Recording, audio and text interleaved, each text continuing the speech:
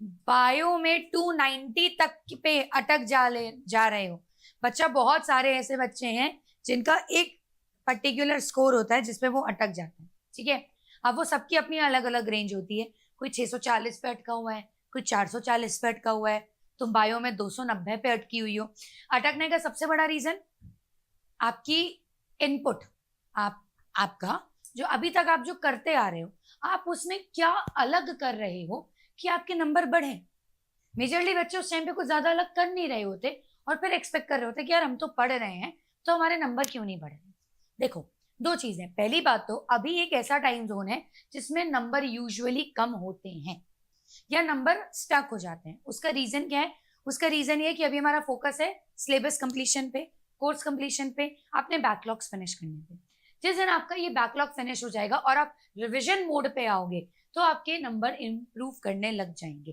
पहली चीज तो ये रेगुलर रिविजन्स, ठीक है, कंसिस्टेंट रिविजन्स बहुत इंपॉर्टेंट की होते हैं आपके नंबर को इंक्रीज करने के लिए। अगर आप अभी रेगुलर बेसिस पे रिविजन कर पा रहे हैं तो वेरी गुड। अगर आप नहीं कर पा रहे हैं तो वेट द टाइम, जैसे ही आपका बैकलॉग फिनिश होता है तो फिर आप जंप इन करना और अपने रेगुलर तो फिर आप जंप इन करना और अपने रिविजन्स पे फोकस करना, आपके नंबर बढ़ेंगे।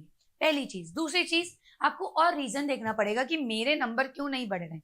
क्या मैं नेगेटिव ज्यादा कर रहा हूँ या कर रही हूँ? क्या मैं पढ़ाई के टाइम पे या रिविजन्स के टाइम पे सवाल प्रैक्टिस पे फोकस कर रहा हूँ कि थ्योरी पे फोकस कर रहा हूँ?